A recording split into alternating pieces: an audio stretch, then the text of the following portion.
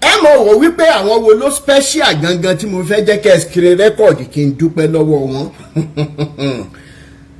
kì í ṣe àwọn èèyàn méjì bí kò ṣe àwọn agbófinró wa àwọn ọlọ́pàá tó jẹ́ wípé téèyàn bá wo nǹkan tí wọ́n ń pè ní pension àwọn ọlọ́pàá wa ní Nàìjíríà téèyàn bá ní ẹ̀rí ọkàn ni ó kàwọ́ sórí yóò sunkún jọjọ ṣùgbọ́n pẹ̀lú bí ẹ ṣe ní Nàìjíríà pólíìsì gan corrupt tó kò lè yé yín nítorí wípé tá a bá ń sọ̀rọ̀ yìí àṣetán láti lọ kúlẹ̀kúlẹ̀ ń tó fa ọ̀rọ̀ yìí gangan torí wípé gẹ́gẹ́ bí èèyàn dúdú a kì í lọ wo nǹkan tí wọ́n ń pè ní root cause ìṣẹ̀lẹ̀ akànmọ́ mu lérèfé ni nítorí ìdí èyí ń kọ́ èmi Rotimi Daniels Awíkoko pẹ̀lú gbogbo Fàájà Nation pátápátá àrò lọ́wájú àrò lọ sẹ́yìn ọ̀tún òsì òkè yìí sàlẹ̀ a rí wípé àwọn ọlọ́pàá wa tí wọ́n bá ń jáde láàárọ̀ ọ̀pọ̀ nù wọn gò kì í mọ̀ bóyá wọn ó padà délé lálẹ́ wá báyàwó àtàwọn ọmọ tàbí ọkọ ṣùgbọ́n náà wọ́n tún ń ṣe náà ni kò wá lè burú títí ká kó àwọn ọlọ́pàá jọ ká mọ̀ rí àwọn tó ń fi òótọ́ ṣe lára àwọn tó ń fi òótọ́ ṣe yìí Rotimi Daniels Foundation for Peace and Equity wọ́n fẹ́ dúpẹ́ lọ́wọ́ gbogbo àwọn ọlọ́pàá láti òkè désàlẹ̀ tí wọ́n wà ní zone 2 ní Oníkan ẹ jẹ́ kí n mọ̀ dúpẹ́ lọ́wọ́ yín ẹ̀yin gangan làbámọ̀ sọ wípé ẹ kú àdúrótì ẹ kú fífi ọmọnìyàn ṣe mò ń bọ̀ ná. now gẹ́gẹ́ bí mo ṣe sọ wọ́n ní pé tí igi bá ṣubú lórí igi títòkè ẹ̀ lákọ́kọ́ yanjú. ṣe rí arákùnrin tó jẹ́ apologist yìí irú wọn pọ̀ dáadáa nígboro ayé mi ní blọọkì ẹ̀ ń sìn torí wípé àṣìírí ẹ̀dá kan ni. lórí péèjì Ayẹni ni mo wà tí mo ti lọ bá wọn figagbága tí ìdẹ́ ṣe péèjì Ayẹni gíga nìkan ni mo ti lọ bá wọn figagbága àṣẹ ò ní pè mí mo lọ síbẹ̀ mo lọ bá wọn figagbága ẹni wọn ò gbé ohun tó wà lẹ̀ ṣùgbọ́n ṣe rí gbogbo àwọn tí à ń bá wí lórí ọ̀rọ̀ irú Jésù tí wọ́n wo kòkò mọ́ tí wọ́n láwọn fẹ́ràn Jésù ọmọ àlè ló pọ̀ jù nù wọn tó jẹ́ wípé tó bá jẹ́ pé lóòótọ́ ni Jésù yẹn fúnra ẹ̀ wà tó jáwọn sítórì yẹn òótọ́ ni kì í ṣe ọ̀rẹ́rẹ́ ọ̀pọ̀ nínú irú àwọn apologist àti gbogbo àwọn tó dà bẹ́ẹ̀ lórí ẹ̀rọ ayélujára yìí ó yẹ kí ikú òjijì mọ́ pa wọ́n ni ó yẹ kó gùn mọ́ fẹ́ràn wọn yílẹ̀ ni kí ni díẹ̀ tí mo ṣe sọ bẹ́ẹ̀ ni wípé orí péèjì Ayẹni ni mo wà tá a ti ń figagbága tó dẹ̀ jẹ́ pé nǹkan tó sì máa ṣẹlẹ̀ sọ́pọ̀lọpọ̀ nù yín last nìyẹn ìwọ wá challenge mi wípé o fẹ́ wá authenticate biblical God and Jesus tí mo dẹ̀ mọ̀ pé ọ̀pọ̀ lára àwọn tí wọ́n ń fi orúkọ Jésù pa owó lórí ẹ̀rọ ayélujára tàbí ní anywhere tí ì ṣe pé bóyá wọ́n fẹ́ràn Jésù inú wọn ò dùn bó ṣe lóun fẹ́ figagbága pẹ̀lú mi torí wọ́n mọ̀ pé ẹ̀mí ẹ̀ ò gbé ohun tó wà lẹ̀ èmi náà lélẹ̀ torí wípé mo máa ń fẹ́ fúnyàn ní àǹfààní àti àyè láti ṣe kíni láti lè prove ara ẹ̀ pé jẹ́ ń wo ọpọlọ ẹ̀ ṣùgbọ́n torí àǹfààní tí mo máa ń fẹ́ fúnyàn kò jẹ́ kí n lọ wo kọ́mẹ̀ntì apologist tàbí àwọn post ẹ̀ ṣe lèmi náà kí fọ́nrán mọ́lẹ̀ tí mo gbé síta wípé tọ́ o afẹ́ figagbága kí dẹ̀ ló jẹ́ kí n sáré ṣe bẹ́ẹ̀ ni wípé nígbà tẹ́mi àti ẹ̀ ń sọ̀rọ̀ ó ní pé irú àwọn bíi bóyá Kọ́lá kan mi ti ẹ̀rántí orúkọ yẹn mọ́ tàbí Abel Damina làwọn jọ wà nínú ẹgbẹ́ òṣì inú ẹgbẹ́ orí burúkú tí wọ́n ń kó kiri ẹgbẹ́ aláyébàjẹ́ tí wọ́n ń kó kiri ẹgbẹ́ ìjanilólè ká mọ̀ lo Bíbélì tí wọ́n ń kó kiri. now ibi tí mo mọ̀ pé àṣìṣe ti wà ni wípé mo rí kọ́mẹ́ǹtì olórí burúkú apologist yìí ẹ̀rọ Ọlọ́run bá mi wípé olórí burúkú tó fẹ́ wá defend the Bible ẹ wo òyìnbó tó fi ń ṣe comment lórí ẹ̀rọ ayélujára ẹni tó yẹ kó lọ sílé ìwé kó bẹ̀rẹ̀ láti GS 101 kó tiẹ̀ lè construct one simple sentence lóyìnbó kò lè ṣe rárá. Ibẹ̀ ni mo mọ̀ pé mo ti ṣàṣìṣe. Okay, àṣìṣe yẹn ti wá wáyé, mo ti polówó fáwọn èèyàn pé àwọn èèyàn jàǹkànjàǹkàn ń bọ̀ wá polówó bíbélì fún wa. And this is a very big problem in our society today. Dropout wà nù wọn, àwọn tó rí wọn ò gbéwèé wà nù wọn, àwọn tó jẹ́ wípé wọn ò fẹ́ ṣiṣẹ́ wọ́n pọ̀ nínú wọn. Ṣùgbọ́n orúkọ Jésù yìí ó ti di sure banker fún wọn láti máa fi pa owó. Wọn ò wá fi pa owó nìkan, wọ́n fi ń ba ayé aláyé jẹ́. Now finally kí ló ṣẹlẹ̀ ni wípé ó ní orí péjì àwọn tẹ́ ẹ̀ bá ti lè wá sórí péjì mi kí n gbé yín wọlé bí mo ṣe máa ń wá sórí péjì yín tẹ́ ẹ máa ń gbé mi wọlé. Kò sọ̀rọ̀ lórí ẹ̀, ó dẹ̀ lóun ti gbà, òun ti gbọ́. Finally ẹ mọ̀ ohun tó ṣẹlẹ̀ níjọ́ tí ọ̀rọ̀ ìdíje máa dé, táwọn olórí burúkú tó yẹ kí wọ́n wá polówó Jésù wọ́n wá gbé wéèrè kan jáde tó dàbí ti bàbá wọn, bàbá ńlá kú bàbá wọn. Ṣẹ́rí mo tún sọ lẹ́ẹ̀kan sí i, ẹ̀yin kan máa ní wípé Rótìmí mọ̀ ṣe pé mọ́ Rótìmí kiri, kò sí bá a ṣe ní mọ̀ ṣe pé fún àwọn apologist yìí wípé gbogbo nǹkan tó ń jẹ́ ìdùnnú láyé wọn kó máa parẹ́. Torí wípé on a normal circumstance, if these stories about Jesus were to be true, how useless and heartless can you pastors be in Nigeria that the only thing that makes the most meaning to you guys will be the money you want to get from the name of Jesus? Nígbà táwa ń ṣe ọ̀rọ̀ Jésù, tá a gba Jésù yẹn, ibo lẹ́yìn wà? Mo béèrè ni, níbo lẹ wà? Nígbà táwa ń sunkún gba Jésù, tá a náà lọ síbi àgbélébù, níbo ni irú ìwà apologist yìí wà? Ẹ̀yin olórí burúkú, Jésù tẹ́ fẹ́ wá polówó several times ní Bible record ẹ̀ wípé ó máa ń wọ àárín àwọn Farisí àti Sadusí lọ ni, kò ní kí wọ́n wá bá òun. Jésù fúnra ẹ̀ ló gbéra ló lọ sílé òtòṣì ẹlẹ́ṣẹ̀ ló lọ bá jẹ ló lọ bá mu. Irú yín lẹ wá fẹ́ wá preach Jésù, ẹ̀yin olòṣì olè aláyébàjẹ́ yìí. Ìkòkò ọbẹ̀ yín ti fọ́, kò sán lásán, ó ti fọ́. Kí ni mo sọ? Ìkòkò ọbẹ̀ yín ti fọ́, ó dẹ̀ máa fọ́ délẹ̀ ni tẹ́ máa lọ wáṣẹ́ ṣe. That story will not fly again about pé wọ́n anoint yín ẹ fẹ́ ṣiṣẹ́, ẹ̀yin olòṣì aláyébàjẹ́. Ayé yín ò wùnyàn rárá. Náà lórí péjì Ayẹni Gíga, tẹ́ bá ń wá àgbàlagbà tó dàgbà tí ò ponú, tó jẹ́ ìkà, tó jẹ́ onírọ́, number one tẹ́ máa mú ni Ayẹni Gíga yìí. That someone like Ayẹni Gíga will subscribe to the fact that nobody has the right, pẹ̀lú gbogbo àwọn olórí burúkú tí mọ́tò jọ máa papapọ̀ tẹ́ máa fojú sunkún ọmọ tẹ́ ní jèrè ọmọ lórí péjì yín. Ẹ sọ wípé Olúwa doesn't have the right to answer to anybody. Why did he do everything he did to become a public figure? If I were a public figure tomorrow, the populace has the right to ask me whatever question that they need to ask me, because I am representing, I stand for some people. Ṣé mo wá ríru ẹ̀yin Ayẹni Gíga olórí burúkú ìbáwí pẹ̀lú àwọn apologist olórí burúkú àṣírí tí ìbá ṣe ẹgbẹ́ CAC, tí ìbá ṣe ìgbékalẹ̀ CAC, ṣé bí CAC ṣe wà in the last 40 years ago, 50 years ago lélẹ̀. Wọ́n ní pé lé tó bá ń tòrò ọmọ àlebẹ̀ ní ò tí ì dàgbà, rìkíṣí wá pa gbogbo yín pọ̀ ẹ̀dọ̀rẹ́ lórí ọ̀rọ̀ èmi Rótìmí Daniels. Jésù yín gùn wá níyì mọ́, orúkọ Rótìmí Daniels ó wá gbẹnu yín kan, ẹ rántí orúkọ Jésù yín mọ́. Ẹ̀yin olòṣì olórí burúkú yìí.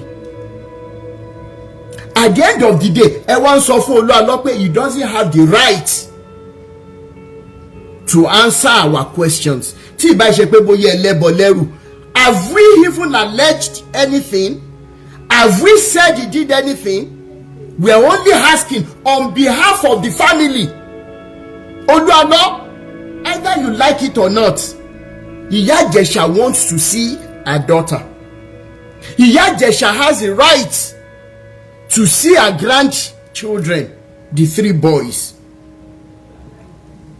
At the end of the day, Rotimi Daniel's foundation is not backing down on this issue. Kí ni mo ń sọ fún yín, ẹ máa wo ojú mi. Tẹ́ bá rò wípé bátẹ́gùn ṣe máa ń fẹ́ sí àwọn ọ̀rọ̀ tá a bá gbé wá, àwọn tẹ́ẹ̀dẹ̀rù pátẹ́gùn gan ti fẹ́ sí nígbà tá a bá tún padà sórí ẹ̀rọ Ọlọ́run á bá yín, à ń ṣiṣẹ́ lọ lábẹ́lẹ̀. Ẹ̀yin olùṣí olórí burúkú yìí, ẹ̀yin tẹ́ ẹ pera yín ní pastors, tọmọ yín bá sọnù, tọmọ yín dẹ̀ máa sọnù lẹ́yìn wọ́ọ̀la, ẹ mọ̀ wá ọmọ wọn mọ̀ gbé ọmọ yín gbìn, yálà nílé ni tàbí lẹ́yìn odi, ẹ mọ̀ fojú sunkún ọmọ ni, ó kéré ni ó pọ̀ ni, irrespective of your level in these lies. Àwa wí tá ìwí irú amúgbó ẹlẹ́wọ̀n ẹni tó jáde tó sọ wípé èmi ń fúnyàn lówó láti ṣe nǹkan, èmi Rótìmí ò fúnyàn lówó. Ẹ lọ bèrè lọ́wọ́ gbogbo àwọn tó ti gbé cases àwọn pastors wá fún mi, ọ̀ àfà tàbí oníṣẹ̀ṣe, ẹ lọ bèrè lọ́wọ́ wọn. Èmi Rótìmí ò fún, tí n bá fún ẹ lówó o fẹ́ jẹun ni, torí wípé láti 2010 even before 2010 kí tó find orphanage yẹn ni mo ti ń ṣàánú. Ẹ lọ bèrè dáadáa, èmi ò lójú tí mo fi pamọ́. Ó wá jáde ẹ̀yin olórí burúkú pásítọ̀ tẹ́lẹ̀ síta wípé ẹlẹ́wọ̀n ni, ẹ wá gbà wọlé torí wípé ẹ fẹ́ tákù Rótìmí, ẹ tí pọ̀ tó, ẹ tí ṣe kíni, ẹ tí pọ̀ tó. Irú ayẹni gíga tí ó mọ preach Jésù is the same good for nothing entity tó ń pe Pastor Thompson. Ẹ̀yin olóṣì olórí burúkú, ẹ̀rí páyé yín ti bàjẹ́. Péréte tó kù lọ́wọ́ yín láwọn èèyàn tẹ́ ṣì ń dè mọ́lẹ̀ wọ́n máa bọ́, torí wípé ìjà ń bọ̀ kò tí ì dé, màrìwò lẹ́rí ẹ̀ tí ì rọ́pẹ́. Kí ni mo sọ? Màrìwò lẹ́rí ẹ̀ tí ì rọ́pẹ́. Ìjà ńlá la ó fẹ́ níjà, ìjọ̀gbọ̀n ńlá la ó fẹ́ nífa. Ẹ̀yin pásítọ̀ èké ẹ lọ múra ogun, ẹ̀yin bíṣọ̀pù jíò ẹ lọ múra ìjà. Elédùmarè ló lórí ogun, àwa ó ń bẹ lẹ́yìn àwa. Ẹni bá fọwọ́ padà òótọ́ àbógun lọ. If I can compose it like that. Now I know the reason why you people will have sent somebody to me last year June. Yẹ lọ fowó lọ bọ̀bọ̀ yìí ti bàṣẹ́ jẹ́ jìnnà. Ẹ fi 200 million naira lọ èmi. Ìjọ tí n bá máa gbowó kó kújọ́ kan tí màá gbowó pé kí n dákẹ́ òótọ́ yìí, k'Elédùmarè máa mú mi lọ. Ojú wa gbà mí tì fún gbogbo ẹ̀yin bàbá wọn nínú Olúwa, ẹ̀yin olórí burúkú aláyé bàjẹ́ yìí. Ẹ ṣẹ̀ṣẹ̀ bẹ̀rẹ̀ sí ní gbọ́mọgbìn ni o. Ojú gbà mí tì wípé ẹ lè sọ fẹ́ni tẹ́ ẹ rán wá wípé sẹ́ ẹ jẹ́ kó fi real number pè mí. Ara wa ń ta yín tó bá jẹ́ pé lóòótọ́ ni iṣẹ́ wa ò ní mínì, kí lára ń ta yín fún, kí lẹ̀ ń takù wá fún. Ẹ wá fẹ́ fi owó pa èmi lẹ́nu mọ́. Àwọn ọmọ yóò rí pépà, wọn ò pè lówó. Ìyà tí ó jẹ àwọn ọmọ yín lẹ́yìn wá ọ̀la, gbogbo yín pátápátá. Gbogbo yín pátápátá tẹ̀ ń forúkọ Jésù bojú, tẹ̀ fi ń ṣiṣẹ́ bí. Gbogbo tẹ́ bá dáwọ́ ilé òtún ní yọrí sí rere mọ́. Bẹ́ẹ̀ bá ṣe ń ru òkú ọmọ wọlé lẹ́mọ̀ ru òkú ọmọ jáde. Èyí tó ṣẹlẹ̀ sí Jóòbù níjọ́ wọn ni kékeré ni nínú ìtí ọmọ ṣẹlẹ̀ sí yín. Tó bá jẹ́ pé lóòótọ́ lórúkọ Jésù, ẹ wo tẹ́ sọ orúkọ Jésù yẹn dà. Ṣénu Jésù gan dùn sí yín lọ́wọ́lọ́wọ́ tá a wà yìí? Ṣénu Jésù yẹn dùn sí yín? Àwa wíta ìwé olóhùn pé rẹ̀ ní Apollo, mo wá wo kọ́mẹ̀ntì ẹ̀ òyìnbó wèrè tó kọ́. Mo ní ṣé mi ń ṣèrìn báyìí, ẹwẹ́ ni tí mo fẹ́ gbé wá sórí platform mi pé kó wá defend the Bible. ẹ̀yin olùṣe olórí burúkú common simultaneous equation sọmọlọ́jẹ́ algebraic equation ẹ lè ṣe ṣùgbọ́n stáìlì tí Holy Spirit fi bá Mary sùn tí wọ́n bá bẹ̀rẹ̀ lọ́wọ́ ẹ̀yin olórí burúkú ní Nàìjíríà ẹ mọ stáìlì yẹn náà ṣé ẹ mọ stáìlì yẹn ni ẹ mọ gbé ìjà yẹn bọ̀ ẹ gbọ́ mi ìjà kan náà kí n bá yín fọwọ́ bà á.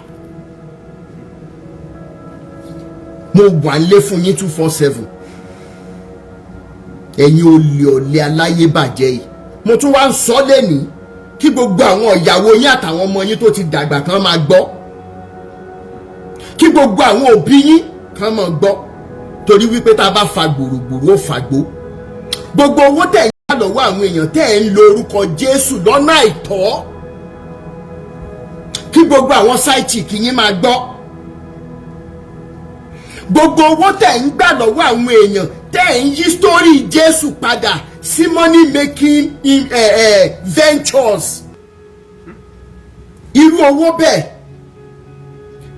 bàbá àti ìyá yín wọ́n mú lára owó yẹn wọ́n fi ra pósí fún yín pósí ìbànújẹ́ tá a bá rí kankan lára àwọn girlfriend yín tẹ́ fi ń ra lé fún ṣó ti yé yín yálà Italy ni o yálà France ni o yálà Canada ni o anywhere in the world gbogbo irú àwọn ọmọ bẹ́ẹ̀ mo mọ̀ wípé ń lò wọ́n ni o ṣùgbọ́n kì í ṣe àwọn nìkan ló máa jẹ nínú oró yẹn sẹ́ẹ̀ bàbá àti ìyá àwọn girlfriend yín náà wọ́n mọ̀ fojú sunkún wọn wọ́n mọ̀ rí bànújẹ́ lórí àwọn girlfriend yín àwọn fúnra wọn á rí bànújẹ́ torí pé tá a bá fa gbòrògbòrò àfagbó ni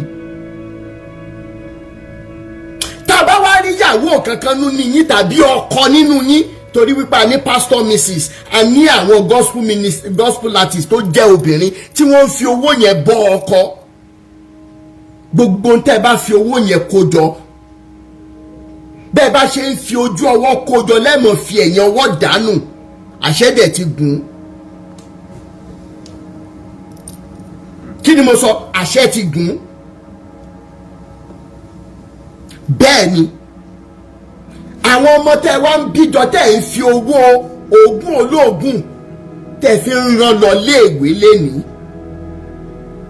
wọ́n mọ̀ dọmọ lọ́mọ according to Psalm 35 and Psalm 109 ẹni kí n mọ̀ ṣe pé mọ̀ Bible ni mò ń lò báyìí against àwọn tó ń ba Olúwa jẹ́ ẹ wá fọ́ọ̀tì mi lórí eléyìí ìyàwó yóò mọ̀ di opó àwọn ọkọ yóò mọ̀ di opó ọ̀sán gangan àwọn ọmọ yẹn á di alárìnká tí wọ́n di alágbe nígboro ó wà nínú Psalm 109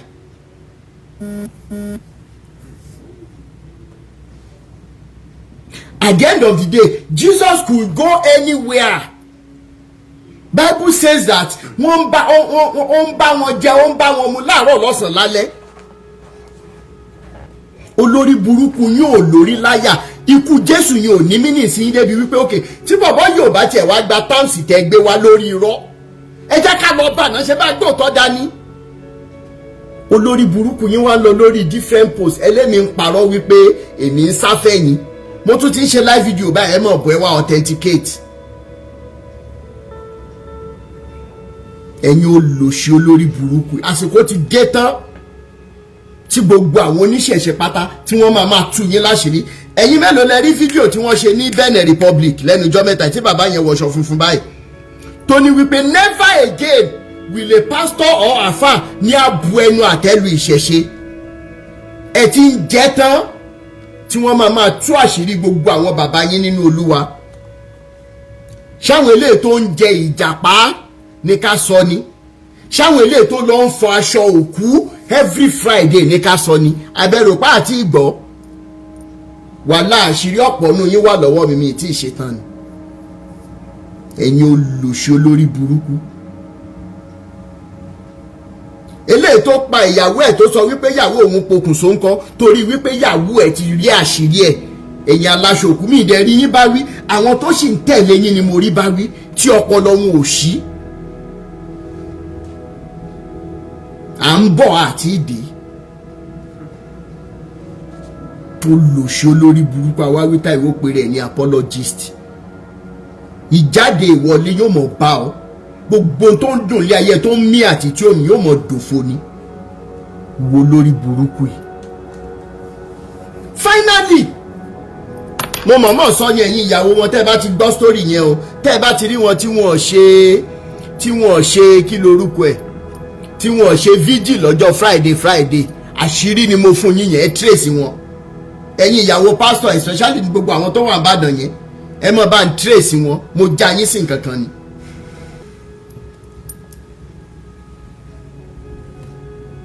ẹ̀yin olùṣe olórí burúkú yìí ẹ lò ọdún 5-6 ní school ẹ lè defend the certifications yín ṣùgbọ́n Bible yìí toró mówó dání you can tell us the things that your forefathers did not know.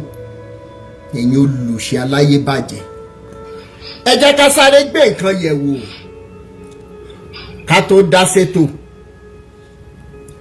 ìbéèrè kan ni mo kọ́kọ́ fẹ́ béèrè náà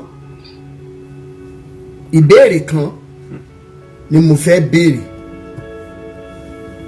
wọ́n ní ọmọ tí ẹ̀yà bá bí ẹ̀yà níjọ. Do Nigerian pastors truly love the Jesus that they profess? Do they truly love that Jesus that left all his glory in the heavens? When the Bible says that the biblical God was looking for a man to stand in gap, they talked about the scrolls in the book of Revelation. A sì ń wá ẹnìkan tí yóò ṣe èdìdì yìí. Ó ṣì kìíní ìkejì ìkẹta títí dórí ìkeje a ṣí èdìdì yẹn. Ẹni tí ó wá jẹ́ ọmọ Ọlọ́run yìí because fún ẹ̀yin tí ẹ máa ń buy into their apologies or pleadings or lies. I want to open your brains today. Tó bá yẹ pé lóòótọ́ lẹ́yìn náà fẹ́ Jésù.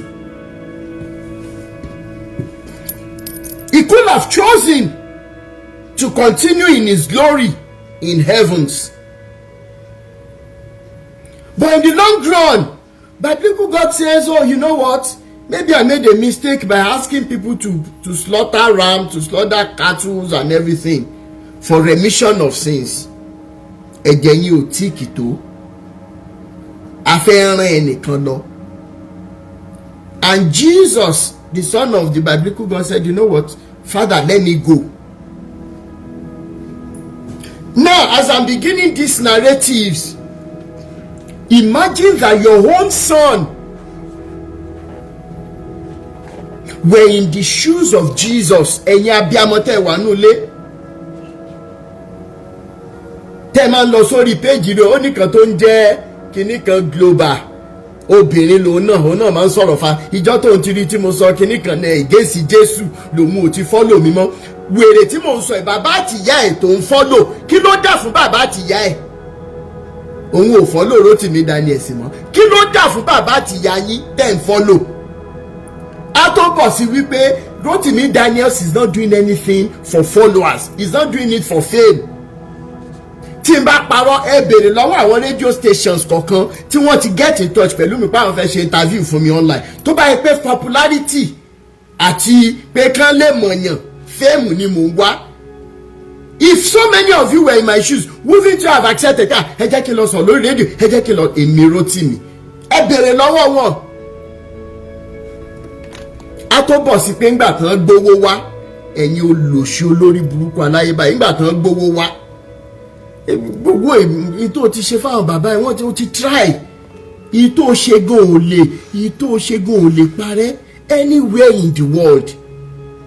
Àgbàlagbà yẹn sọ̀rọ̀ dáadáa bí ẹni tó fẹ́ make peace láàrin èmi pẹ̀lú àwọn tá a jọ ń ṣiṣẹ́ yìí pẹ̀lú àwọn pastors yìí.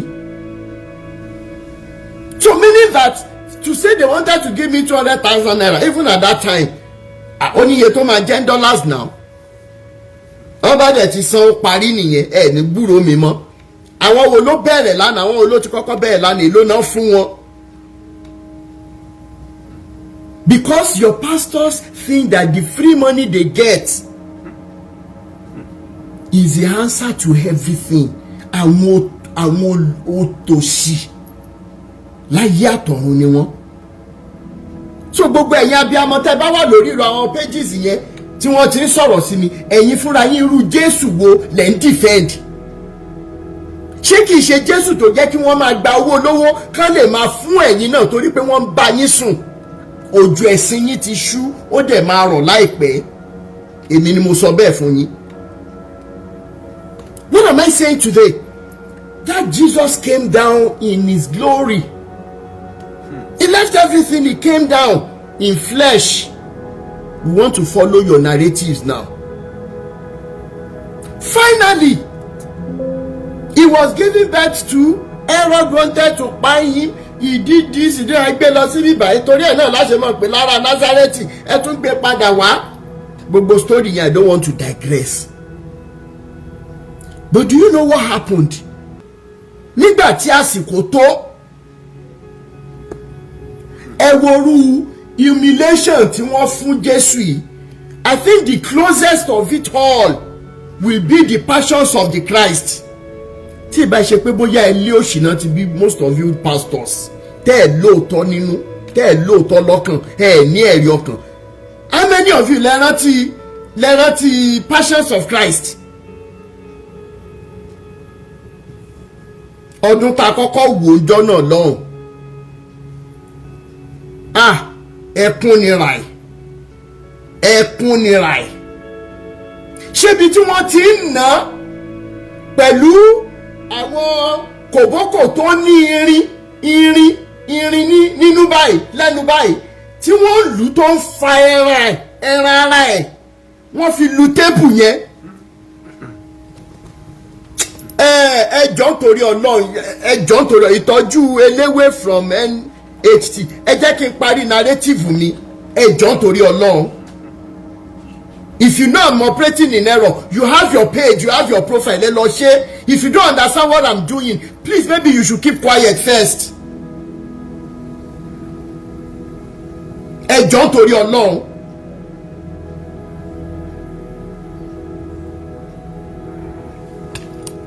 Now, finally, wọ́n wá lù tó bẹ́ẹ̀ yẹn. Under the assumption now that the Jesus story is true. Under the assumption that biblical stories are true, I always use that phrase. Fẹ́yìn tí nǹkan tí mò ń ṣe ò bá yé.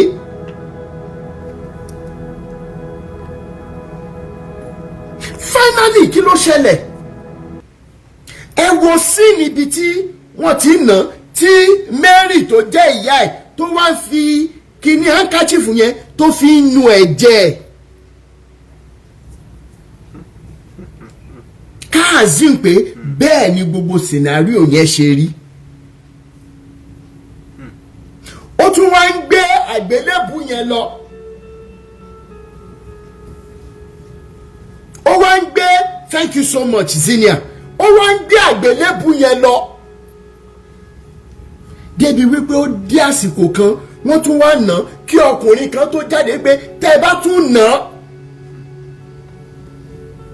Ok, ó wá bá gbé àgbélébù yẹn wọ́n tún wá ń lù ú. Ó wá ní pé tó bá tún nà òun ò ní gbé mọ́. Wọ́n mọ̀ gbé dé orí òkè tó ń jẹ́ Gọ́gọ́tà. Wọ́n wá lé sílẹ̀ lórí igi. Wọ́n wá ṣe kí ni? Wọ́n wá kàn lọ́wọ́ àti lẹ́sẹ̀. Bó ṣe wá kàn lọ́wọ́ àti ẹsẹ̀ tán, wọ́n gbé nàró. Ní wákàtí báyìí, he gave up the ghost. Now this is where the problem lies. Tó bá jẹ́ wípé gbogbo ẹ̀yin pastors in Nigeria, number one, tó bá yẹ pé lóòótọ́ ni àwọn stories yìí, tó jẹ́ pé olùgbàlà aráyé ó kú ní ọ̀nà tá a sọ yìí, gbogbo ẹ̀yin bàbá Adébóyè Oyèdépò kún gbogbo ẹ̀yin tẹ́ ẹ bí àwọn aṣèrè jọ nínú ẹ̀mí torí ọrọ̀ ayé. Tó bá jẹ́ pé lóòótọ́ ni gbogbo ẹ̀yin abiyamọ tẹ́ wà nú lélẹ̀ mi tẹ́ believe tẹ́ mọ̀ sọ̀rọ̀ sí Rotimi Daniels Foundation àti gbogbo àwọn tá a jọ ń ṣiṣẹ́ ìtúsílẹ̀ yìí tẹ́ jẹ́ obìnrin tẹ́ bí ọmọkùnrin tó bá jẹ́ lóòótọ́ ni stories yìí tí Jésù yẹn wá kú tán tó lọ tó wọ́n ní ilé bàbá mi lókè ọ̀run ọ̀pọ̀ ibùgbé náà wà níbẹ̀ Jésù wà níbẹ̀ áńgẹ́lì wà níbẹ̀ wọ́n ń kọ́ mímọ́ hallelujah hallelujah mímọ́ hallelujah mímọ́ hallelujah hallelujah hallelujah right. wípé nílé bàbá mi ọ̀pọ̀ ibùgbé ló wà níbẹ̀ èmi dẹ̀ ti lọ ń sìn yín kí n lọ pèsè àyè sílẹ̀ fún yín. gbogbo ẹ̀yin bàbá Adébóyè ibikíbi tí Jésù bá wà lénìí kò súre fún yín kò súre fáwọn ọmọ yín o bẹ́ẹ̀ ni mo sọ fún yín that you would reduce the agonies of the Savior. You will reduce the pain of the Son of your God to material things, to worthless things.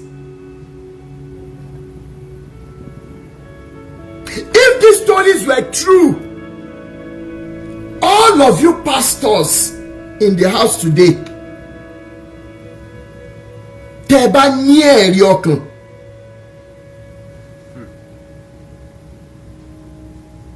where are we going to begin to preach to you to change your ways? Torí wípé ọ̀pọ̀ nínú àwa tá à ń ṣe ìjàngbara yìí ó ní nǹkan kan tẹ́lẹ̀dùmarè kọ́kọ́ ṣe fún wa ó kọ́kọ́ fún wa ní ìkọláyà ó tún wá ṣe nǹkan kan tí mo mọ̀ nípa àwọn tá a jọ jẹ́ iná Ẹlẹ́dùmarè yẹn wá ṣe níṣe wípé kí nǹkan kan láyé yìí kó má ní mímì sí wa mọ́. If I pie, if I perish, I perish. But the name of that true God must be lifted. Tẹ́mi náà bá ti gba owó bí àwọn ẹni ìṣáájú tó sọ pé ìtúsílẹ̀ a nílò ìtúsílẹ̀ kúrò lọ́wọ́ òkú ẹrú tán fi kó wa ní bírèènì yìí nígbà tán gbowó dọ́dọ̀ wọn. Tẹ́mi náà bá jẹ́bẹ̀ last year lẹ́ẹ̀ tí ní gbóhùn mi mọ̀ màkàndọ̀gbọ́n fade away ni. But I am called apart for this wonderful deliverance and liberation. Ẹ̀yin fúnra yín dẹ̀ mọ̀ báṣìírí yín ti tú. Tó bá jẹ́ lóòótọ́ na I'm asking you all of you lórí péjì Ayẹni Gíga lórí page anybody tó pèrè ní pastor all over Nigeria. How could you be so heartless and shameless that the only thing you could be getting from the death of that Jesus will be material things? Ọ̀rọ̀ ayé lásán. Táwọn Mùsùlùmí lọ in the 80s, in the early 90s, ẹ̀yin mélòó lẹ mọ̀ orin Mùsùlùmí tó popular jù ń gbà yẹn? Mímọ́ rẹ̀ ọba ògo ògo, mímọ́ rẹ̀ ọba ògo. Gbogbo ẹ̀yin Mùsùlùmí lẹ́ni tẹ́ ń bá òṣì kiri bí ẹran aṣẹ́wó ẹ lọ bèrè tán bí Mùsùlùmí bí ẹ̀sìn Islam ṣe wà ń gbà yẹn. Torí wípé in tí Awíkoko àti Fàjà movement ń jà fún ni wípé òótọ́ àti ìfẹ́ ó gbúdọ̀ gbòòrò padà láàrin wa pẹ̀lú àlàáfíà.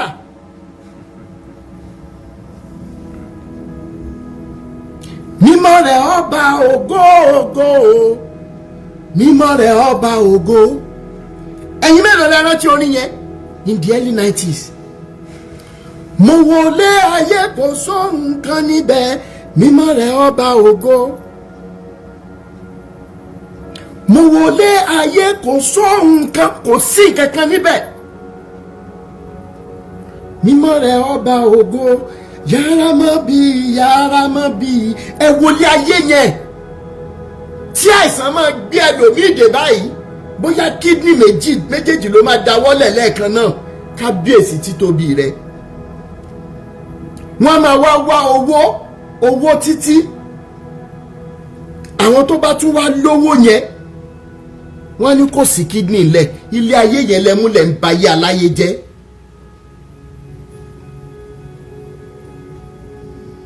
Yẹ́n rántí àwọn orin yẹn láyé ìgbà tá a mọ̀ every Friday lórí assembly ground wa gbọ́dọ̀ kọrin Muslim ààrí gẹ́gẹ́ bí anything gbà yẹn.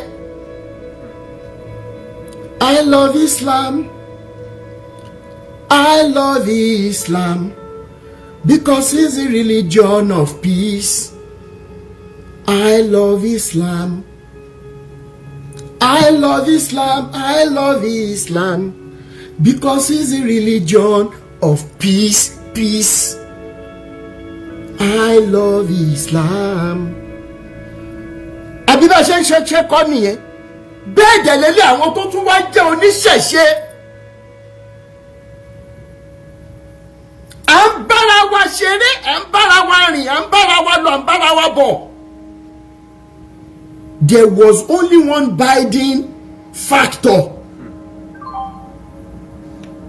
Only one binding factor, ìfẹ́ àti ìfẹ́ ọmọlàkejì. Ṣùgbọ́n wọ́n nílé tó ń tòrò ń gbà yẹn gbogbo ẹ̀yàn máa lè bẹ̀ ni ò tí dàgbà ẹ ti dàgbà tán bẹ́ẹ̀ wo bí tẹ̀sán ẹ wo tẹ̀sán lédà. Mo tún béèrè lẹ́ẹ̀kan sí i. Tí Jésù yẹn bá wá lóòótọ́ tó kú ikú oró tó kú. Ṣé ẹ rántí orin tẹ́ ẹ máa ń kọ́ ń gbà yẹn? Ikú oró tí ń bá kú, ìyà ẹ̀ṣẹ̀ tí ń bá jẹ gbogbo rẹ̀ ló ti kó lọ. Jésù Olúwa ó máa ṣe o torí mi ló ṣe jìyà. Àṣé bí Jésù yẹn ṣe ń kú fún yín lórí igi àgbélébù olórí burúkú yín ń sọ fún wípé àkútúkù ẹ lọ́nà ọ̀run kú ká bẹ̀rẹ̀ sí ní mẹ́kọ̀wó. Àwọn ọmọ yóò jẹ nínú gbogbo tẹ́ ẹ ti gbìn sílẹ̀ iṣẹ́. Ní ìran títí dé ìran kẹrin. Títí dé ìran kẹrin àwọn ọmọ yóò jẹ́ ń bẹ̀sẹ̀. Ẹ wá demonize truth, love and humanity. Torí wípé it is either we accept the truth or not. The truth will remain forever. Irọ́ ló máa change. Ló máa ṣe kíni? Ló máa change. Ẹni àwọn tó bá ń ṣe Ògún, Ọya, Ọbàtálá, kìnìkan èmi ò fi bẹ́ẹ̀ mọ̀ ń pa ẹ̀. Yí pé wọ́n máa wọ iná yẹn ni narrative yín. Òun ló fà tí ọ̀pọ̀lọpọ̀ fi wá ń jáde pé mi ìfẹ́ wọnú náà mi ìfẹ́ wọnú náà mi ìbá wọn ṣe débi wípé ìtẹ́lòmíì gan tó fi ń help àwọn èèyàn tó jẹ́ babaláwo tàbí oníṣègùn ṣe lẹ ní kí wọ́n dànù. Wọn ò wá dànù nìkan. Olórí burúkú yín ń tọ̀ wọ́n lọ lẹ́yìn ẹ lọ ń gba àwọn agbára yín. Ẹ lọ ṣe kí ni? Ẹ lọ ń gba àwọn agbára yẹn. Ẹ tún wá gbà láti fi tún ayé ṣe bí wọ́n ṣe ń ṣe ń gbà yẹn o. Ẹ ń gbà láti lè fi mọ́ kó àwọn èèyàn lẹ́rú ni. Àwọn ọmọ yín ò ní kúrò lóko ẹrú. Èmi mo sọ bẹ́ẹ̀. Ẹ lè rò pé ẹ ti kó ọrọ̀ ayé jọ àti owó. Ẹ lè rò pé ẹ ti kó nǹkan jọ. Torí wípé olòṣì aṣèrè tí Bíbélì yín pè yín nìyí. Bí ẹ kó ọrọ̀ jọ nígbà tẹ́ ẹ̀mẹ́ni tí ó lò. Àkàlà máa ti lọ. Wọ́n má tún ní kí wọ́n wú òkú ẹ̀. Torí wípé àwọn ọmọ ń jà sógun. Lẹ́yìn ìgbà tẹ́ bá kúkú ọ̀wọ̀wọ̀ ikú ẹ̀sìn tẹ́ máa kú tán. Àwọn ọmọ yín ò ní nísìmí wọn ní fún ẹ̀yìn gan sinmi nínú sàárè. And when we saw all of these things, some of us have started studying this book. We cannot even begin to discuss the discrepancies, the antagonisms in there. It is not a discussion for today. But finally, under the assumption that these biblical stories are true, enjoy understand it. Under the assumption, that this book is true and Jesus came to pay for the sins of you and your parents, whatever. Is it the same Jesus that these pastors are fighting for? I want to ask again. Is it the same Jesus that these pastors in Nigeria, starting from Baba Adeboye, is it the same Jesus who gives them these levels of confusions? That December 31st, he will tell Baba Adeboye one thing. He will go to Oyedepo and tell him different thing. He will go and tell Kumuyi in báyìí ló máa sọ. Oyedepo Olúkọ̀yà nǹkan báyìí ni wọ́n máa sọ. Gbogbo ẹ̀yin tí CAC nǹkan báyìí la máa ṣe. One Jesus, so many confusions.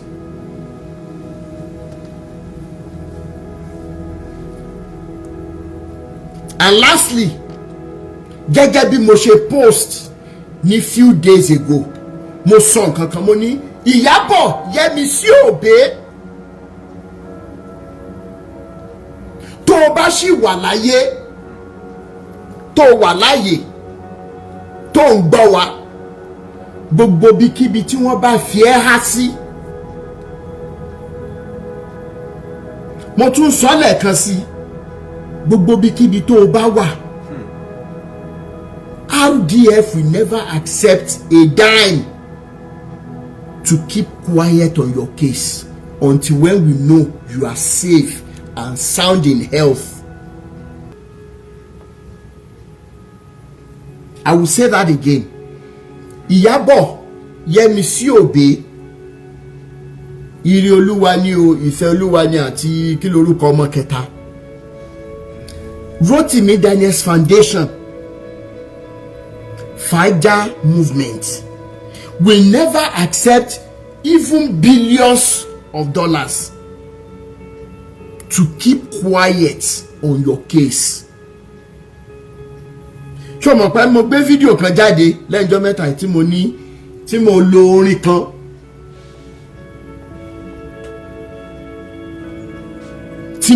orin kan bóyá orin Celine Dion tí mo fi gbé sórí Facebook.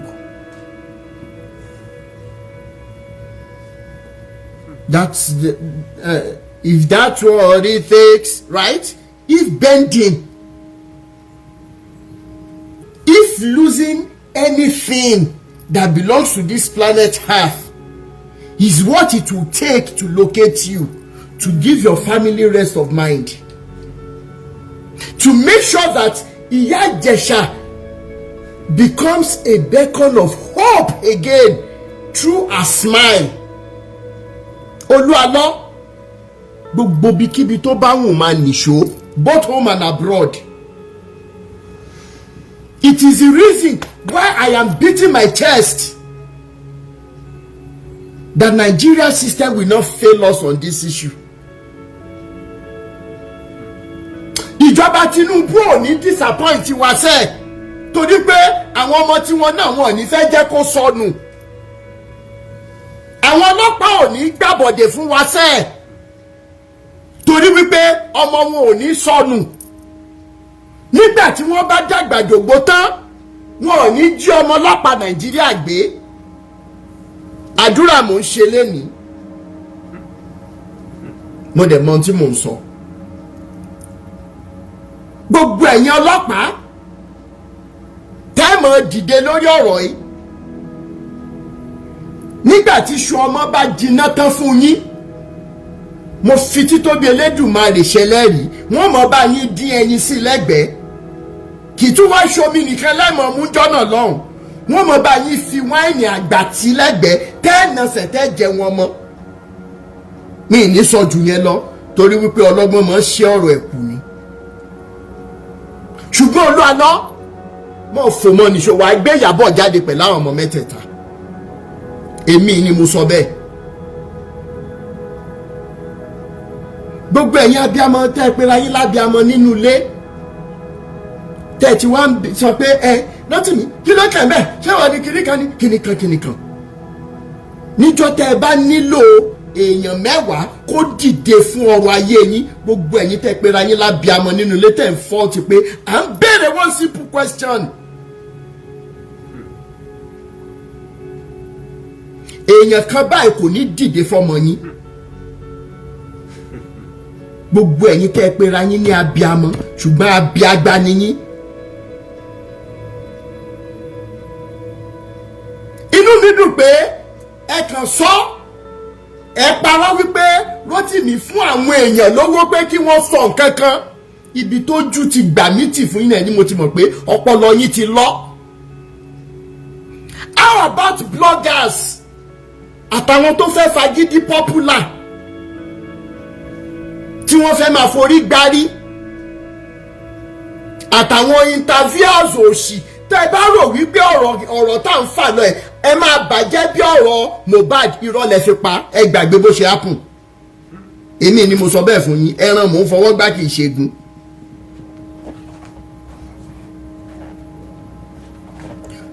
I'm telling you the truth. Gbogbo yín pátápátá ẹ wà níṣẹ́ mímọ́ láàárọ̀ lọ́sàn-án lálẹ́. Yet it is because of the money that you are doing everything you are doing.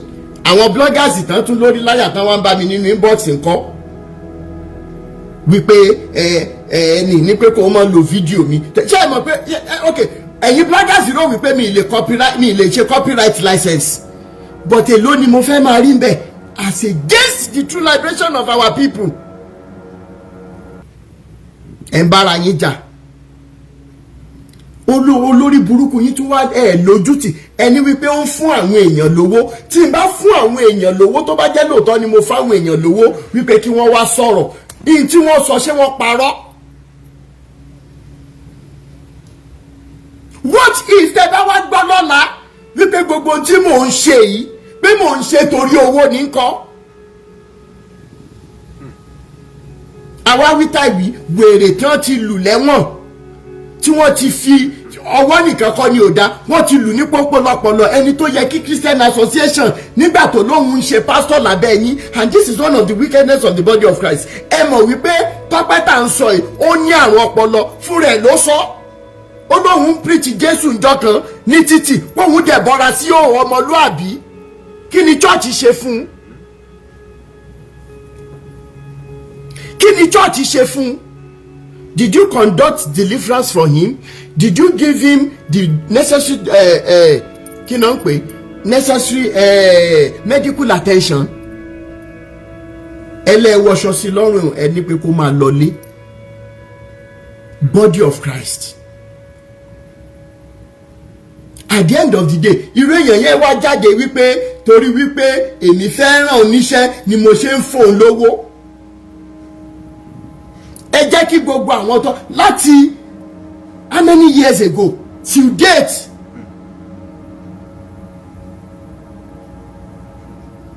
láàárọ̀ nínú kòsíkòsí I make sure that I still bless somebody today.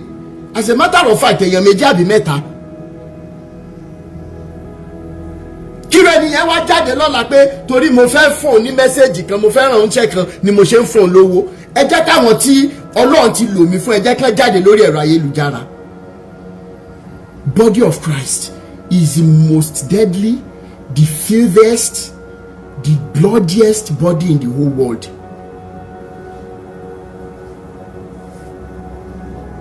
Body of Christ. You hear body of Christ and you are still staying. Nothing can. Èmi gan máa bẹ̀rù ẹ. Èmi fúnra mi máa bẹ̀rù ẹ. Èmi fúnra mi máa bẹ̀rù ẹ.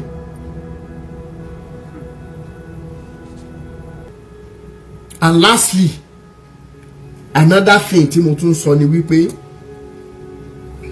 lẹ́yìn kéèsì tó lọ àlọ́tọ́lọ́ máa bá wa yanjú síbi tó dáa tí ìyá Ìjẹ̀ṣà máa rẹ́rìn ayọ̀ láṣẹ Èdùmàrè. Gbogbo ẹ̀yin tí ẹ gbé kéèsì wá sọ́dọ̀ mi, gbogbo ẹ̀yin tí issue yín ti wà lórí tébù wa, mo fi títóbi Elédùmarè bẹ̀ yín. Kì í ṣe pé bóyá mo fi yín gún lágídí o, ṣé mọ̀ pé ẹ̀yin kankan mo ti bẹ̀ yín wípé kẹjọ kẹ má bínú pé ọ̀rọ̀ Olúalọ́ yìí à ń wá bá ṣe fẹ́ ṣe bẹ́lẹ́dùmarè ṣe máa bá wa yanjú ẹ̀. Ẹ jọ̀ọ́ nítorí Ọlọ́run ẹ má bínú, a mọ̀ yanjú ẹ̀ nǹkan a ní fi kankan lẹ̀. Nínú gbogbo títolú alọ́ tó ń lọ lọ́wọ́ yìí ní ti Ọdúnládé àbí AK-47 jáde tẹ́ bá rántí, ní ìgbé wá sórí ẹ̀rọ ayélujára ṣe ni mo bá wọn ṣẹ́tù ẹ̀. Olórí burúkú ẹ̀yin aṣèrè tẹ́ ń wá bàjẹ́ wa sọ nǹkan kan lórí ẹ̀ pé Rótìmí paná wà láì until ìgbà tí bàbá AK-47 ò fẹ́ ṣe ẹ̀tọ́. Mo ń ṣe live video lọ́wọ́ ni messages yẹn wọ ni mo pé tí wọ́n bá ṣẹ̀tẹ̀ jẹ́ ká gbé sórí ẹ̀rọ ayélujára torí mo ti bẹ̀ wọ́n tó. Let's assume pé bàbá AK-47 ń send owó yẹn a day before, ṣé ẹ máa gbọ́ lórí ẹ̀rọ ayélujára? No, that is me for you. I'm not looking for cheap popularity. I am only looking for peace and true liberation of our people from the claws of you wolves. Now, mo wá ń gbọ́ lẹ́yìn ìgbà tí mo ṣe fídíò pé ẹ̀yin bloggers tẹ́ gbé story wípé bàbá AK-47 gbowó lọ́wọ́ èèyàn wọn lọ jẹ́ sọ̀rọ̀ ìjẹ́nìyàn. Eléyìí tí mo fẹ́ ṣe náà pé torí pé wọ́n wùwọ́ ọmọlúàbí lóòótọ́ tí wọn ò bá sanjọ́ yẹn wọ́n máa san ọ́, èmi ni mo sọ bẹ́ẹ̀ torí wípé ìwé ti wà lọ́wọ́ wa tí wọ́n kọ pé àwọn máa san owó yẹn fẹ́ nìyẹn. Mẹ́sẹ̀gì ní fún AK-47 lẹ́ni ní wípé tí ò bá san owó yẹn gbà yẹn á san, tí ò bá san lẹ́rọ̀ ìbá san lélẹ̀. Mo wá gbọ́ wọn láwọn kan rí wọn lórí live video tí wọ́n ń fọ́nbù wípé Olúalọ́ ni ò lè ṣe nǹkan kan, wọ́n ṣà ń fọ́nbù. Ọ̀rọ̀ yẹn dùn mí gan, ṣùgbọ́n kò tún wá dùn mí. Ìdí ẹ̀ ni wípé tí nǹkan kò bá ti bà ọmọlúàbí mi jẹ́, ìyókù kékeré ni. Èmi ni mo sọ bẹ́ẹ̀.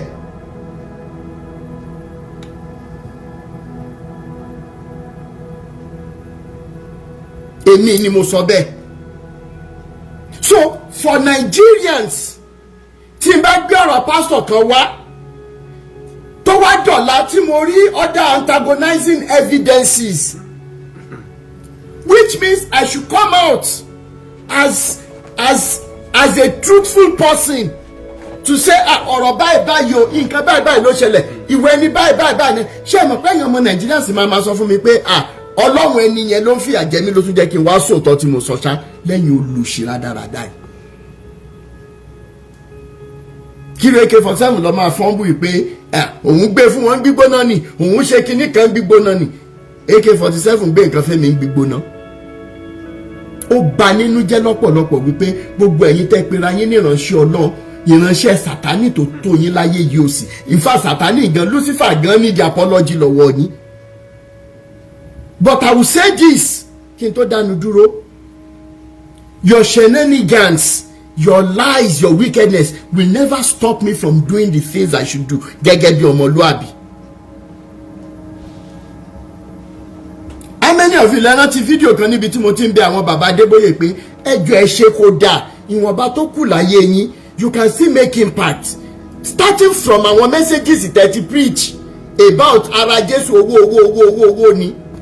Ṣé ẹ rántí fídíò yẹn tí mo sọ wípé eléyìí tí mo fẹ́ ṣe yìí àwọn fàájà movement gan máa pé Rótìmí ṣó ti mú gbó ni, mo ní mo mọ tí mò ń ṣe, and the video went viral.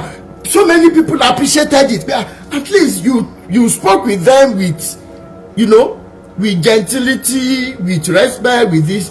Àwọn kan sọ pé Mr. Rótìmí sẹ àwọn bàbá yìí ti gungi kọjá wé wọn ò lè gbọ́ mọ́, wọ́n ti gé Àṣàkẹ́ wọn létí lọ.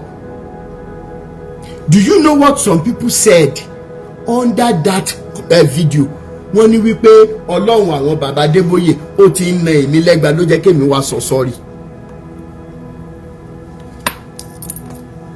You can imagine Nigerians that one God is somewhere that appreciates the wickedness of few selected people and will come and torture me for saying the truth, for pointing out their errors. You can imagine. And that shows the kind of spiritual children they have all over. They are mentally enslaved and they are mentally damaged. Ọlọ́run Adébóyè àní Ọlọ́run tí ó fìyà jẹ ẹni. Ọmọ kalẹ̀ ọmọ kó gbìyànjú o. Yes sir. Kò mà ní rẹ̀ ẹ́ o. Àmín sir. Ọmọ máa fún ẹ lókun àti agbára o. Àmín sir. Torí gbogbo nǹkan tó ń ṣe ìṣe torí fámìlì ìjẹ́jọ́ tí ń ṣe. Àtọ́ sir.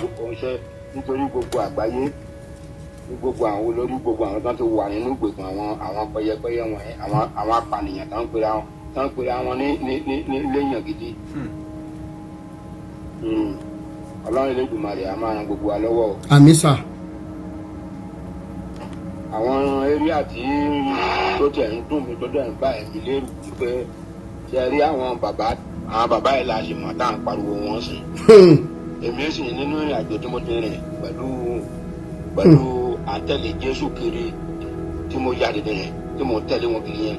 Ó jẹ́ kí n wá lajú sí ọ̀pọ̀lọpọ̀ àwọn ọmọ kéékèèké tó yẹ pé wọ́n kọ́ṣẹ́ lọ́dọ̀ àwọn pásítọ̀ tí mi mọ̀. Tán bá wọn sáfù yẹ pé kan bá wọn lùlù, bá wọn kan wọ ẹgbẹ́ akọrin kan lùlù from there. Kan ní wọ́n bẹ̀rẹ̀ sí ní lọ sí Bible study. Bẹ́ẹ̀ni. Ṣọ́ọ̀ṣì náà bẹ́ẹ̀. Kan máa wá nírọ̀lẹ́ wọ́n máa kọ́ ẹ̀sìn, kan máa kọ́ Bible, kan máa kọ́ jẹ́ pé tíṣà pásítọ̀ ẹ̀ ló máa jẹ́ bí tíṣà fún wọn. Tá gbé blackboard bí ìgbà táwọn kọ́ ọmọ léèwé. Bẹ́ẹ̀ni. Ní abidi. Táwọn yẹn náà dẹ̀ ti pọ̀ ń sìn tó yẹ pé mo lè ka 10 láwọn tí mo mọ̀ bẹ́ẹ̀ tó yẹ pé wọ́n ti ṣí ṣọ́ọ̀ṣì ara wọn. Táwọn náà ti ń jáde lórí Facebook tó ti ń wọ̀ súùtù gidi láwọn tó yẹ pé wọ́n ebi pa wọn tẹ́lẹ̀ táwọn rò ń jẹjẹ. Tó yẹ pé èmi pẹ̀lú àwọn tí mò ń dáṣì wọn lówó tẹ́lẹ̀. Táwọn yẹn náà ti wá dúró sí tán ti di pásítọ̀ òjijì. Lọ́kùnrin lóbìnrin kì í ṣokùnrin nìkan lókùnrin. Bẹ́ẹ̀ni. So wọ́n pọ̀ bẹ́yẹn rẹpẹtẹ. So iṣẹ́ tá à ń ṣe yìí ẹjọ́ gbogbo ẹni tó bá ti fẹ́ kí àwọn ọmọ wa àtàwọn ọmọ wa kán má wọ oko ẹrú yìí kán jẹ́ ká mú lọ́kùnkúndùn. Gbogbo nǹkan tó ń káàbò bá ń rí lórí ìrìn àjò àwọn bàbá wèrè wọ̀nyí kéèyàn máa sọ síta. Ká máa sọ síta bẹ́ẹ̀ ni. Kò sí agbára kankan tán fẹ́ sà orí ara wọn náà máa fi pé àyàfi tí wọn bá bá yé aláyé jẹ́. Torí mo mọ ọ̀pọ̀lọpọ̀ ayé èèyàn tá ti bàjẹ́. Mo mọ àwọn tó ń gba mọ́tò níbi wọn tó yẹ pé ṣẹ̀dá fún ilé láti bí ọdún 10 ní sèé tán lè ra mọ́tò mi. Tọ́tẹ̀ máa gba mọ́tò yẹn lójúkúrúgbú nínú ṣọ́ọ̀ṣì tá a gbé kọ́kọ́rọ́ mọ́tò yẹn tá a gbé fún pásítọ̀ wọn.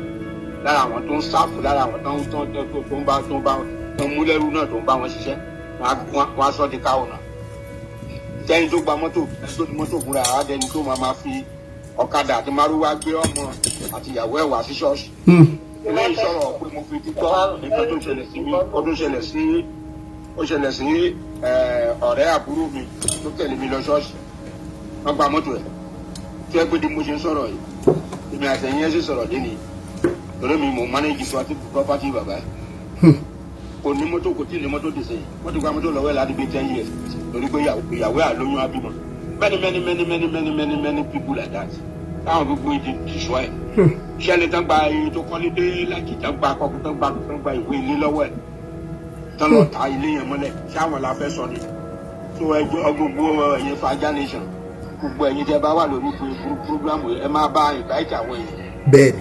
ẹ jẹ́ kí ká gba àwọn èèyàn kúrò nínú ìgbèkùn àwa ti kúrò nínú ìgbèkùn yẹn ti wá kò sọmọ mi tó lè lọ ya múgùn lọ máa sanwó kan fún pásítọ̀ kan àbí nǹkan kan sìn kò sí fámìlì mi kan tó lè gbọrú ẹ̀ torí àwọn náà àjọ ń lọ ṣọ́ọ̀ṣì wọn witness everything. Wọ́n dẹ̀ rí ọ̀pọ̀lọpọ̀ èèyàn tó ń pa mọ́tò lọ́wọ́ wọn tó yẹ pé wọn àyẹ́ mọ́tò dé bá àti ń sọ̀rọ̀ ẹsẹ̀ náà fi rìn lórí pé God will bless you náà ni. Bẹ́ẹ̀ni. Go and unlock your blessing òyìnbó tó máa ń sọ nìyẹn go and unlock your blessing God says you go and unlock your blessing. Pé mọ́tò tó ń gún yẹn nìkan ló máa fi unlock your blessing. Wọ́n gba laptop wọ́n gba fóònù wọ́n gba ọwọ́ kò sí ìgbà táwọn fi gbá 419 ní gbogbo àwọn pípò wọn ẹ wo lórí gbogbo ilé kan tó pa lórí tó ń dodo wè lábùjá ṣe. Bẹ́ẹ̀ni. Tó ń lọ ọlọ́pàá rẹ̀ ṣe é ṣe. Bẹ́ẹ̀ni. Tó ń bá ọmọ 14 years. Bẹ́ẹ̀ni sà. Ká máa jó bí kòkòrò ká mú gbóyó tó ń tábẹ́rẹ̀ sí jó ó pọ́ tí mo ti ń kọ́mẹ́ǹtì lórí ọ̀rọ̀ ìgbé ilé tó ń jó yìí kì í ṣe jó lásán yẹn lásán gbọdọ̀ máa jó igbó ni máa ń mu yóò drọ́ọ̀gì ló ń mu tó ń gbójó òwò báyìí. Ibo wà ní police station sìn tó bẹ́ẹ̀ lọ lọ́sùn máa bá mú gbogbo wọn wá bá ìwà àmì o wọ́n ti pọ̀ jù tá a bá múra sẹ́rìn àjò yìí wọ́n á da orílẹ̀-èdè Nàìjíríà rú pátápátá wọ́n ti sọ àwọn yẹn àwọn bàbá wa àti ìyá wa ti kó àwọn yẹn sínú gbèsè tó pọ̀ lórí ọ̀rọ̀ Jésù Jésù yẹn náà fi dọ́ọ̀lù wọn ìṣọ́ru ìṣọ́ ọ̀sán wọn jẹ́ kán sùn wọn àtàntà àjàgàn wọn jẹ́ kán rọ́jà tà wọn bá tọ́lọ́ kọ́bọ̀ tán tà náà wọn tó ń gbà lọ́wọ́. wọ́n tún gbà. wọ́n gbà ní ẹjẹ́ amúra sínú ẹ ṣé bàbá mi. ẹ kò ní rẹ̀ o. àdúrà ni màá kọ́kọ́ gbà fún yín o gbogbo ẹnikẹ́ni tó bá ní kẹ́ ẹ kú á kú fún yín. àmín o. gbogbo ẹnikẹ́ni tó bá ní kẹ́ ọmọ yín kú gbogbo ẹnikẹ́ni tó bá ní ká ya yín kú gbogbo wọn pátápátá ló máa kú fún yín lágbára Ọlọ́run. àmín o. mo sọ ọ̀rọ̀ kan níjọ́ tí mo lọ síbi ọ̀dọ̀ bàbá Ayẹni Gíga. bẹ́ẹ̀ni. kó tó gbé mi wọlé gan-an kò sí èpè tí àwọn olórí burúkú tí wọ́n gbéra wọn ṣẹ́ wèrè kan tó pera ẹ̀ ní àmì king bẹ́ẹ̀ni tó pera ẹ̀ ní pásítọ̀ tí yẹn sọ wípé kó má gbé mi wọlé lọ́jọ́ yẹn lára àwọn ọmọ fàájà ni mí ẹ má gbé wọlé gbà tí mo débẹ̀ mo béèrè kan lọ́wọ́ wọn mi rí kankan ní wọn tó máa dá mi lóhùn mo ní ṣé bọ̀dá Rótìmí tẹ̀ ń bájà yìí ṣé òun ló wá fi okùn fa àwọn èèyàn tí wọ́n wá bá wọn tí wọ́n ń rojọ́ fún wọn yìí ó sú mi o. ṣé àwọn ló wá fokùn fà fún mi oníkálùkù rí ara èmi fún ara mi mo sọ tẹ̀mí fún wọn gan bẹ́ẹ̀ lọ́jọ́ yẹn pé nǹkan tí pásítọ̀ mi fi ojú mi rí níbi tí mo ti worship for 13 years. bẹ́ẹ̀ni ẹ sọ fún mi ńgbà yẹn náà ṣé ẹ rántí pé last year lẹ ti sọ fún mi bẹ́ẹ̀ni. fi ṣòwò pé mo fẹ́ fi ṣe business tó jẹ́ pé gbogbo almost the money àti èrè àti owó tí mo yá ní church ló kù sí. mo ń sọ̀rọ̀ yẹn lọ́jọ́ yẹn wọ́n sọ fún mi pé ìgbàgbọ́ mi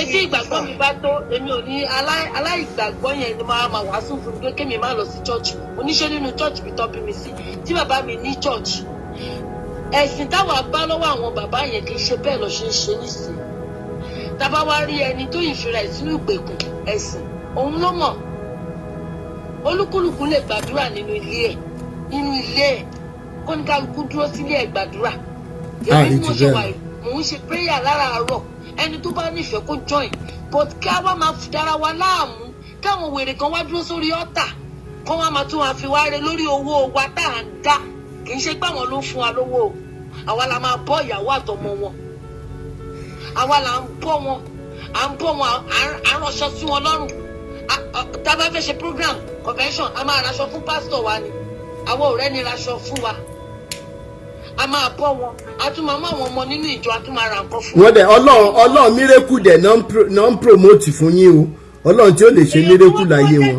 ọlọ́run wá lo ẹnìkan fún wa pé àìyí pípù yìí ẹ jára yìí ẹ̀ẹ́dẹ̀jọ́ kẹ́ ẹ sá lẹ́yìn àwọn olórí burúkú yìí ní ìjẹta sí ìjẹrin bọ́ọ̀ kan wá ta aṣọ ní ṣọ́ọ̀bù ó sọ ọ̀rọ̀ pásítọ̀ kan but mi ì tí ì rí evidence mo dẹ̀ ti sọ fún woman yẹn pé kó lọ mú evidence wá.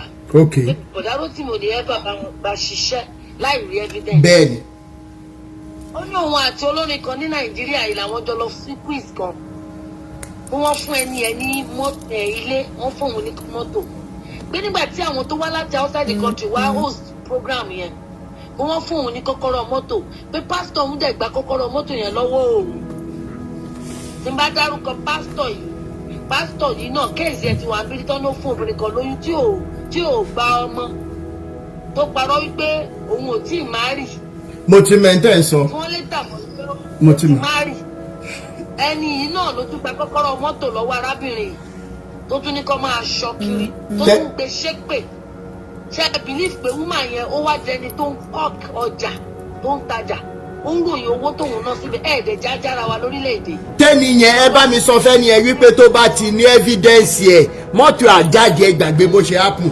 mo ní pé tó bá ti lè ní evidence pé mọ́tò ẹ máa jáde mo wá béèrè lọ́wọ́ ẹ̀ mo ní ṣé ó ya fídíò program yẹn ó ní òun ò yá ó ní nǹkan tó ṣẹlẹ̀ ní pé débi pé wọ́n tún ya aṣọ lára òun wọ́n tún gba gèlè orí òun àwọn ọmọ ìjọ ní Ìjẹ̀bú Òde yìí wọ́n tún gba scarf orí òun nígbà táwọn lọ fún sí program ẹnìyẹn tó tún gbé òun ṣépè báyìí pé àìmọye àṣírí tóun ní lọ́wọ́ wípé òun ní second bíi pa ọ̀rẹ́ pa báwọn máa ń lọ sí àwọn ibì kan tó jẹ́ pé àṣírí ẹ̀ wà lọ́wọ́ òun níbi táwọn ti lọ ṣe. ẹ jẹ́ kí n sọ báyìí ẹ jẹ́ kí n sọ báyìí ṣẹ́ẹ̀rì ẹjọ́ ẹ bá mi sọ fẹ́ ni ẹ wípé mo fẹ́ bá wọn sọ̀rọ̀ as a matter of fact ṣẹ́rẹ́ ni tẹ́ ẹ sọ yìí ẹni tó jẹ́ ex driver ẹ̀ ṣóyè yín by January or sí February àjọ sọ̀rọ̀ sí March wọ April